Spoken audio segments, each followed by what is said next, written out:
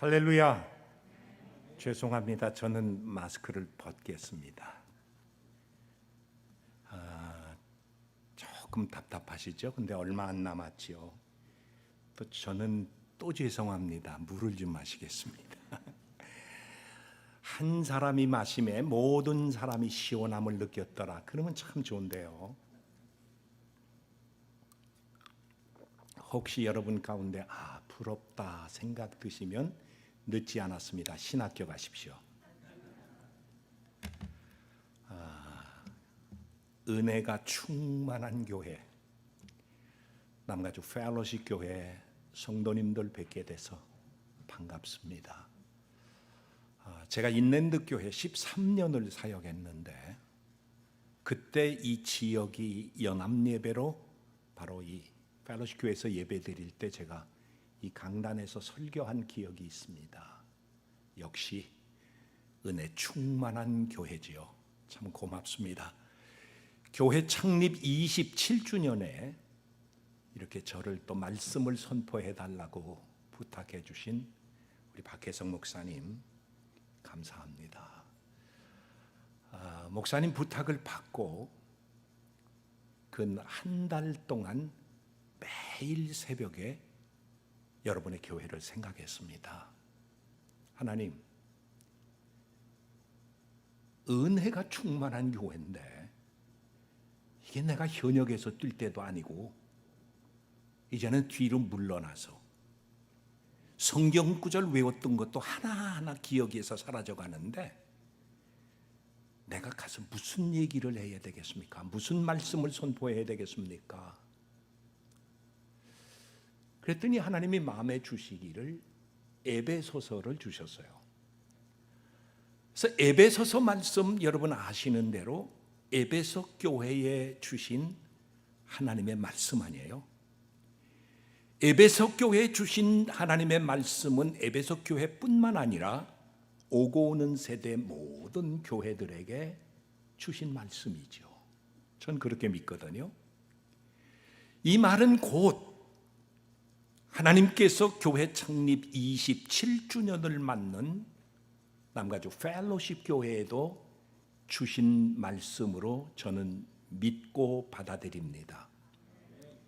이미 아멘을 하셨네. 동의하시면 여러분도 아멘 하시죠. 우리에게 주신 말씀, 더 구체적으로 내게 주신 말씀입니다. 그런데 이 말씀을 묵상하는 가운데 저는 하나님이 하신 일에 초점을 맞췄습니다. 아이들의 표현으로 내가 했다 그러는 거예요.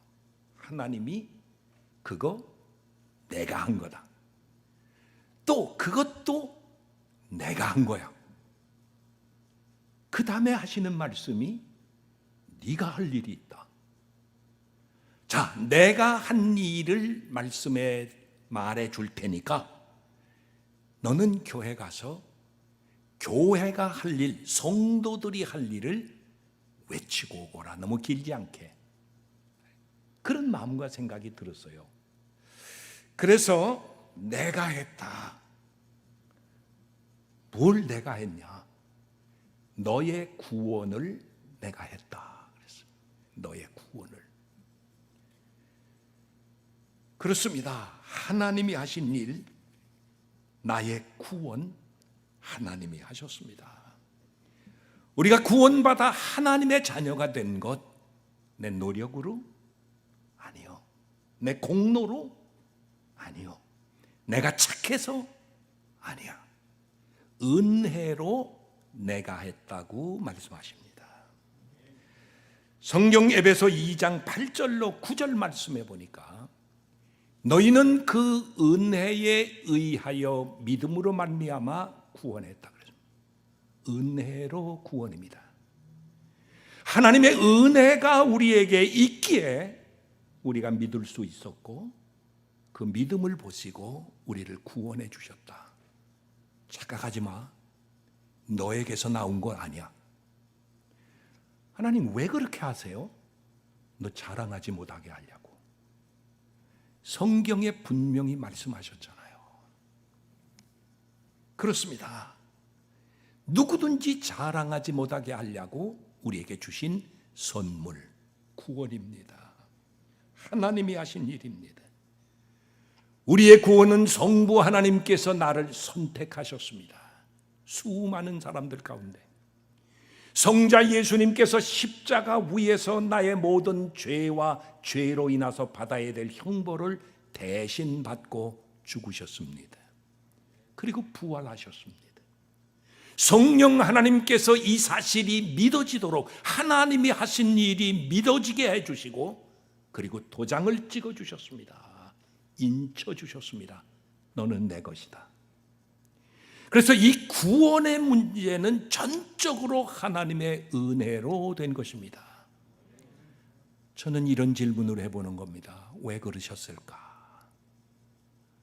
제가 살아보니까 저보다 더 연배 높으신 분들 많이 계시겠습니다만은 제가 72이거든요. 살아보니까 아하, 이래서 우리가 하나님의 자녀된 것, 구원받은 것은 전적으로 하나님이 하신 거구나. 왜? 내가 했다면 흔들릴 수 있어요. 그러나 어제나 오늘이나 영원토록 변함없는 하나님이 나의 구원을 이루어 주셨기 때문에 어떤 환난 가운데서도 흔들림이 없는 줄로 믿습니다. 이게 우리의 믿음이요. 그리고 나서 생각해 보니까 코비드-19 팬데믹이 사실 믿는 우리들에게는 기회였다고 생각합니다. 사람들이 전염병 앞에, 죽음 앞에 떱니다. 그러나 하나님이 구원해 주신 여러분과 저 하나님의 자녀는 당당하게 나서서 하나님이 내 삶을 책임지신다. 하나님이 내 인생을 책임지신다. 오늘 밤에 죽어도 내일 아침 나는 천국에서 깨어난다. 영원한 삶이 나에게 있다. 이런 확신을 가지고 도대체 당신은 이 어려운 가운데서도 무엇이 그렇게 해서 하나님이 나를 구원해 주셨기 때문에 그렇소. 위기는 우리에게 전도의 기회고, 위기는 하나님이 우리에게 하신 일을 증거할 수 있는 기회가 되는 줄로 믿습니다. 혹 앞으로 어떤 어려움이 우리에게 닥쳐올지 모릅니다. 그래도 걱정 없습니다. 왜? 내가 했다가 있거든요. 하나님이 여러분과 저를 내가 내 노력으로 했다면 내 기분에 따라 움직일 수 있습니다. 그러나 하나님이 구원하셨기 때문에 결코 움직일 수 없다고 저는 믿습니다. 그래서 이렇게 하셨구나. 또 있다. 두 번째 에베소서를 통해서 하나님이 하신 일을 봤습니다. 내가 했다. 너희 교회를 그리는 거예요. 나만 구원한 것 아니라 구원받은 사람들을 함께 이 지역에서 모아주셔서 예수 그리스도를 머리로 하고 우린 그의 몸 지체로 해서 하나로 묶어주셨다. 그것이 남가주 펠로십 교회다. 이렇게 말씀하시는 거예요. 그렇습니다. 에베소 4장 15절로 16절 말씀, 교회로 하나 되게 하셨다고 말씀하십니다. 오직 사랑 안에서 참된 것을 하여 범사에 그에게까지 자랄지라. 교회 안에서 성장하는 겁니다.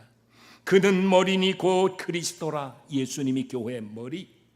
그에게서 온 몸이 각 마디를 통하여 도움을 받음으로 연결되고 결합되어 각 지체의 분량대로 역사하여 그 몸을 자라게 하며 사랑 안에서 스스로 세우느니라. 아멘.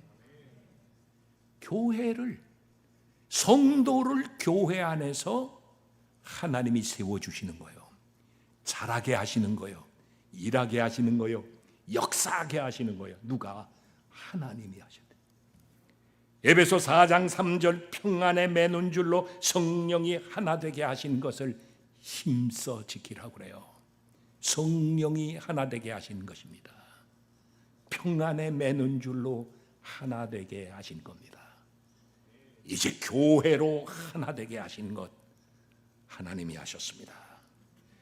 에베소 교회를 향해서 두 가지 말씀을 하신 하나님, 너 구원받은 건 내가 했다.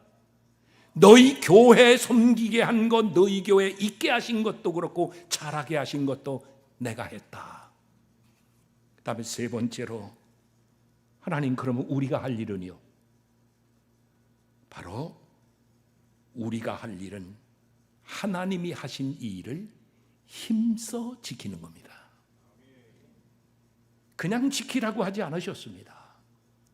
힘써 지키라고 하셨습니다. 이것까지도 하나님이 은혜로 주시는 거지만 거긴 노력이 필요합니다. 기도도 그냥 기도하라 아닙니다. 힘써 기도하라 그럽니다. 전도도 그냥 전도하라가 아닙니다. 힘써 전도하라고 하십니다. 힘써 지키라고 하신 겁니다. 너 구원받은 것 내가 했다. 너희 교회 내가 27년 전에 세웠고 그동안 27년 동안 지켜줬고 인도해줬고 많은 사람들에게 복음을 전해가지고 구원받게 한 거다. 내가 했다. 교회를 통해서. 저는 여기서 그렇게 같은 포문하죠. 인랜드 교회를 섬기면서 여러분의 교회가 부러웠습니다. 제가 부러웠던 건 뭐냐? 몇 가지 사역입니다. 특별히 홈레스 사역이 저는 참 부러웠습니다. 지금 코비드-19 때문에 아마 사역이 잠시 쉬고 있지만 하나님은 그 사역을 아주 기뻐하셨습니다. 그리고 그 사역을 통해서 몇 명 영혼이 돌아왔는지 모르지만 하늘에서 기뻐 튀며 정말 여러분의 교회를 눈을 크게 뜨고 보셨을 겁니다. 또 선교, 교회 오기 전에 펠로십 교회가 요즘 어떠냐 그리고 홈페이지에 들어가 봤더니 오늘 목사님도 말씀해 주시고 기도해 주셨지만 선교사님들이 선교지에서 죽기 살기로 사역하다가 돌아오면 쉴 만한 장소가 없는데 여러분의 교회가 선교사들이 오면 쉴 쉼터를 준비할 계획을 하고 집을 리모델링해서 선교사 숙소로, 이거 얼마나 하나님이 기뻐하신 일일까요? 이런 모든 일 일하게 하시고 잘하게 하시고 교회를 세워주신 일 하나님이 했다. 그러면 하나님은 우리에게 뭐라고 얘기하십니까? 힘써 지키라고 하십니다. 구원도 생명의 역사도 그렇습니다. 자, 그러면 하나님이 이 일을 위해 여러분을 부르셨죠. 에베소 4장 1절, 그러므로 주 안에서 갇힌 내가 너희를 권하노니 너희가 부르심을 받은 일에 합당하게 행하여 그랬습니다. 부르심을 받은 일에. 27년 전에 이 교회를 세워주시고 사방에서 당신의 백성들을 부르시고 귀한 목사님을 세워주셔서 여기까지 오게 하신 하나님. 사랑하는 성도들이여, 그대들은 하나님의 부르심을 받은 자들입니다. 이 시대 이 지역에서 하나님의 사명을 감당하기 위해 하나님은 여러분을 부르셨습니다. 부르심을 받은 자들, 우리에게 명령하십니다. 에베소 4장 2절로 3절, 모든 겸손과 온유로 하고 오래 참음으로 사랑 가운데서 서로 용납하고 평안에 매는 줄로 성령이 하나 되게 하시는 것을 힘써 지키라고 하십니다. 교회가 우리들이 이 사명을 감당하기 위해서 하나님은 거기 네 단어를 말씀하시는 것이 제 눈에 크게 들어왔습니다. 첫째가 겸손입니다. 둘째가 온유입니다. 셋째가 오래 참음입니다. 그리고 넷째가 사랑으로 서로 용납입니다. 겸손과 온유가 하나님을 향한 우리들의 자세라면 오래 참음과 사랑으로 서로 용납하는 것은 성도와 성도 사이의 성품이고 나타나야 될 열매입니다. 그래서 겸손과 온유가 되어지고 그것으로 오래 참고 서로 용납하는 교회가 될 때 하나 되게 하신 것을 힘써 지킬 수 있게 되는 겁니다. 이 네 가지를 조금 설명을 하겠습니다. 먼저 겸손. 수도 없이 들었던 얘기입니다. 난 겸손할까? 어떻게 행동하는 것이 겸손한 사람의 행동일까? 저는 겸손은 하나님이 정해주신 자리에 서는 것이다. 이 얘기는 에덴 동산으로 올라갑니다. 우린 에덴 동산에서 겸손이 깨지는 모습을 봅니다. 박살납니다. 그게 죄입니다. 하나님은 동산 중앙에 선과 악을 알게 하는 나무, 선악과 나무를 두셨습니다. 그리고 아담 하와에게 얘기했죠. 먹지 마. 너 이거 먹으면 정령 죽는다. 그런데 우리가 힘써야 될 이유가 있는 겁니다. 살아있으면 곧 영적 전쟁이에요. 사탄이 가만히 있을 리가 없습니다. 찾아와서 유혹하는 거예요. 야, 너 그거 먹으면 선과 악을 아는 일에 너 하나님 같아진다. 하나님 같아진다는 얘기가 하와의 마음에 와서 꽂힌 겁니다. 그리고 나서 선악과 나무를 봤더니 먹음직하고 보암직하고 지혜롭게 할 만큼 탐스러워 보이는 거예요. 그래서 먹었죠. 자기만 먹었어요? 아담에게도 줬잖아요. 이게 뭐요? 그래서 사탄이 얘기한 대로 유혹한 대로 하나님 같아졌습니까? 하나님 같은 줄로 착각하게 됐을 뿐이요. 하나님 같아지기 아니요. 착각한 거예요. 그래서 자기가 하나님입니다. 자기가 하나님 노릇합니다. 그래서 자기가 판단하고 정죄하고 비판하는 일에 몰두합니다. 이게 바로 죄입니다. 그렇습니다. 너 하나님 같아진다? 아닙니다. 하나님인 줄로 착각하게 만든 겁니다. 그렇습니다. 이 시대에도 사단은 우리를 자기가 주인인 것으로 착각하게 만듭니다. 그래서 내가 옳은 대로 행동하게 합니다. 자기가 주인인 것으로 착각하게 합니다. 이게 겸손의 반대인 교만입니다. 자기가 하나님인 줄 같이 착각하고 생각하고 판단하고 정죄하고 그리고 그렇게 행동하는 것이 겸손의 반대인 교만입니다. 죄지요. 겸손의 반대. 하나님은 교만한 자를 물리치시고 겸손한 자에게 은혜 주시죠. 그렇다면 겸손이 뭐냐? 하나님이 정해준 자리에 서는 겁니다. 잘 들으십시오. 나의 주인은 누구냐? 사탄은 유혹해서 넘어간 게 내가 주인인 줄로 착각하게 하지만 나의 주인은 하나님이라고 하는 것을 인정하는 겁니다.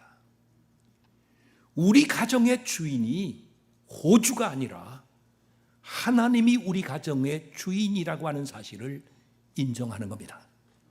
나의 삶의 주인이 내가 내 옳은 대로 행동하는 게 아니라 하나님이 나의 주인이라는 사실을 인정하고 하나님이 뭐라고 명령하시든 그대로 순종하는 것이 뭘까요?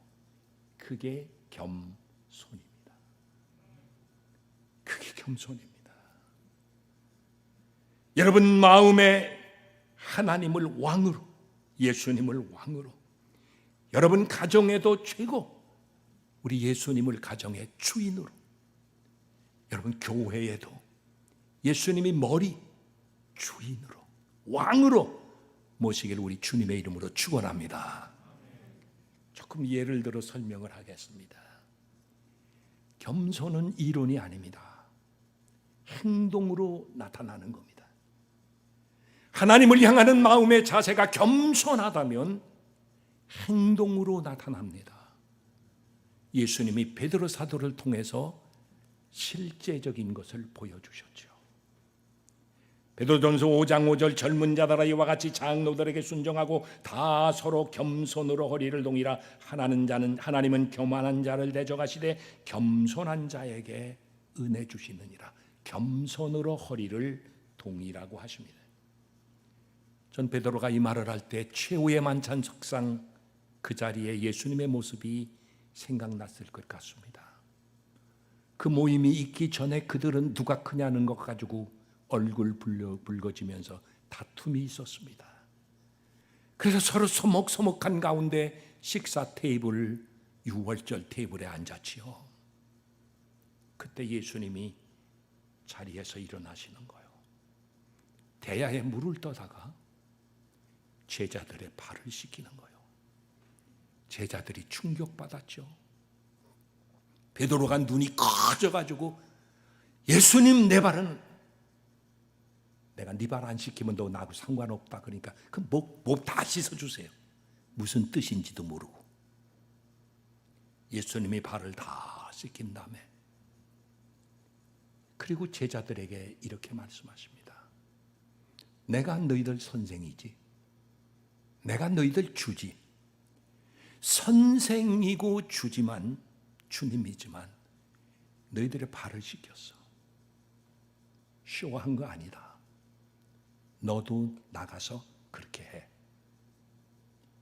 너희들도 그렇게 해. 그랬어요. 이게 뭡니까? 겸손은 행동입니다. 한마디로 내 마음의 자세가 겸손하다. 그러면 행동으로 나타나는 건 뭐냐? 섬김으로 나타나는 겁니다. 그래서 예수님도 이 땅에 오신 목적이 섬기러 오셨다고 말씀하셨습니다. 여러분과 제가 이 땅에 존재하는 이유가 뭐냐? 섬기기 위해서입니다. 섬김의 대상이 많죠? 교회도 섬기고, 믿는 성도도 섬기고, 안 믿는 사람도 섬기고, 찾아가서 복음을 전하고, 이 모든 것이 섬김으로 묶을 수 있을 것입니다. 그래서 예수님이 내가 섬기러 왔다 그랬습니다. 수건을 허리에 동이고. 다시 말씀드립니다. 겸손은 이론이 아닙니다. 행동으로 나타나야 되는, 선생이 되어 제자의 발을 씻기는 행동입니다. 그렇게 하면 하나님이 하나 되게 하신 교회를 지킬 수가 있습니다. 지켜나갈 수가 있는 겁니다. 둘째는 온유. 이것도 아주 쉬운 말이죠. 온유는 어떤 것일까? 그저 착한 걸까? 누구에게 무슨 소리를 들어도 그냥 지나치는 걸까? 여러분, 온유는 그 원어의 뜻이 이런 뜻하고 연결이 된답니다. 길리운, 길들인 야생마. 자기 뛰고 싶은 대로 뛰어다닙니다. 하고 싶은 대로 다 합니다. 그런 야생마를 끌어다가 훈련을 시키고 주인이 원하는 것으로 움직이게 하는 것, 훈련된 그것, 바로 이게 온유라고 그럽니다. 그렇습니다. 온유한 자는 힘이 있습니다. 결코 약한 것이 온유가 아닙니다. 온유한 자는 열정이 있습니다. 힘이 있고 열정이 있지만 그 힘과 열정이 하나님에 의해서 통제되는 그 사람이 온유한 사람입니다. 돕기 위해서 한 사람 또 소개하지요. 모세. 민수기 12장 3절에 보면 이 사람 모세는 온유함이 지면의 모든 사람보다 뛰어나다고 그럽니다. 대단히 온유한 사람입니다. 모세. 그는 젊어서 혈기가 있었습니다. 그는 힘이 있었습니다. 자기 민족을 사랑하는 열정이 있었습니다. 그러나 그 혈기와 힘과 열정이 자기가 통제할 때 그는 사람을 때려 죽이는 살인죄를 짓게 됩니다. 40대 때지요. 하나님이 그 모세를 쓸 수가 없습니다. 결국 광야로 가서 40년 훈련받죠. 그의 나이가 80이 됐습니다. 하나님이 찾아오셨습니다. 여러 과정을 거친 후 하나님을 향한, 그리고 자기 백성을 향한 힘과 열정이 다시 일어납니다. 이제는 모세가 달라졌습니다. 이스라엘 백성을 이끌고 나가면서 모세가 이전과 달라졌습니다. 자기에게 있는 힘, 자기의 민족을 사랑하는 열정, 이 모든 것을 주님의 손에 맡겼습니다. 하나님께 통제권을 맡긴 겁니다. 발에 신을 벗은 겁니다. 권리 양도입니다. 자기의 모든 권리를 하나님께 양도하게 됩니다. 그렇습니다. 온유는 모든 힘, 능력, 열정, 에너지 하나님께 소유권을 맡기는 겁니다. 하나님의 허락을 받고 사용하는 것입니다. 말씀하시면 그대로 순종하는 겁니다. 이것이 바로 온유입니다. 여러분, 겸손은 섬김으로 나타나는가 하면 온유는 순종으로 나타나는 겁니다. 그래서 겸손과 온유가, 이것을 통해서 하나님의 교회 하나 되게 하신 것을 힘써 지킬 수 있게 되는 것입니다. 길은 오직 하나죠. 예수님의 마음을 품는 그 길밖에 없죠. 예수님은 말씀하시잖아요. 나는 마음이 온유하고 나는 마음이 겸손하고 온유하니 내게 와서 배우라고. 그렇습니다. 셋째로 오래 참음입니다. 사람을 상대, 이제 오래 참아야 하나 되게 하신 것을 힘써 지키죠. 디모데전서 1장 16절 목회자 디모데의 고백입니다. 그러나 내가 국류를 입은 까닭은 예수 그리스도께서 내게 먼저 1절 오래 참으심으로 보이사 후에 주를 믿어 영생 얻는 자들에게 본이 되게 하려 하심이라 그랬어요. 목회자 디모데, 예수님이 오래 참은 것, 목회자 디모데야 너도 오래 참고, 그리고 성도들에게, 교인들에게도 예수 믿는다면 오래 참으라고, 오래 참으라고. 틀림없이 좋은 날이 올 테니까. 예수님이 먼저 오래 참아주셨다는 고백, 예수님이 나를 오래 참아주셨다는 사실을 인정하니까 생활 속에서 오래 참을 수 있어요. 가정에서도 내 맘대로 하지 않고 오래 참을 수가 있어요. 교회에서도 오래 참을 수가 있는 거지요. 여러분, 우리가 믿는 예수님이 오래 참으신 분이죠. 그분이 오래 참으셨기에 나도 예수 믿게 되었고, 오래 참고 기다리셨기에 오늘의 내가 이 자리에 서 있는 것 아니겠습니까? 그래서 교회를 섬기면서도 참게 됩니다. 가정에서도 참게 됩니다. 제가 40년, 근 50년에 가깝게 말씀을 증거하고 교회를 섬기면서 수도 없이 들러 엎을 만한 일이 일어났었습니다. 그러나 참았습니다. 시카고에서도 참았습니다. 포모나에서도 참았습니다. 시카고에 또 가서도 참았습니다. 지금도 참고 끝까지 참아야 될 것입니다. 왜? 예수님이 참으셨으니까. 예수님이 참으셨으니까. 이제 마지막으로 사랑으로 서로 용납하라고 하십니다. 겸손과 온유와 하나님과의 관계에서 나타나는 열매여 자세라면 오래 참음과 사랑으로 서로 용납은 인간과 인간 사이의 열매로 드러나야 됩니다. 서로 용납하기 위해서는 자신의 허물을 인정하고 동시에 상대방의 허물을 인정해야 합니다. 이 세상에 완벽한 사람은 단 한 사람도 없죠. 사랑하는 성도 여러분, 서로 용납해 주는 것이 어떤 것입니까? 상대를 인정해 주는 것입니다. 상대를 그대로 받아주는 것입니다. 그 모습 그대로 받아들이는 것입니다. 내 모습 이대로 우리 주님이 받아주신 것처럼 나도 내 이웃을, 나와 가까운 사람을, 나와 함께하는 동역자를, 모든 사람에 대해서 용납입니다. 사랑으로. 너무나 당연한 거죠.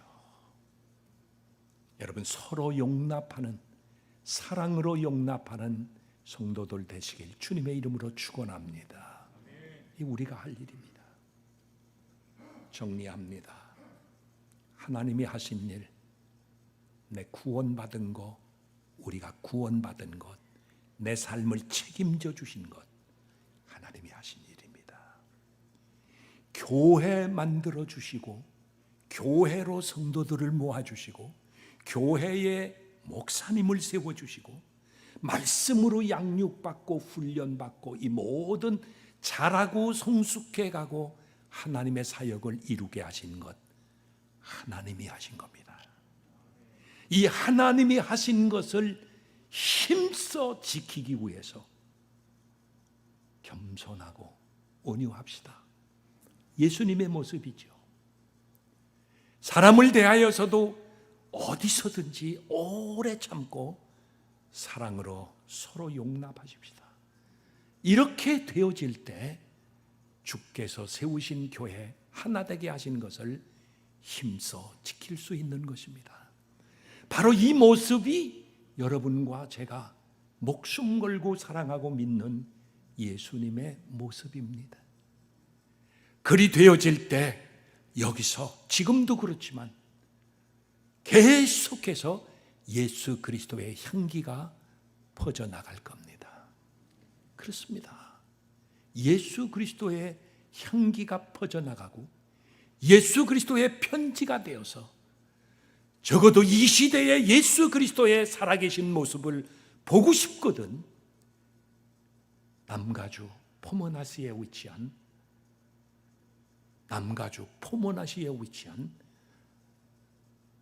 인랜드 교회가 나오려고 그래서 내가 막는 거야 지금. 포모나 교회에 위치한 남가주 펠로십 교회 가봐. 그 교회 가보면 목사님도 예수님 같고 장로님들도 권사님들도 모든 성도들이 예수님 같아. 이 시대 예수님, 이런 소문 나시길 주의 이름으로 축원합니다. 하나님 기뻐하실 거예요. 기도합시다. 하나님.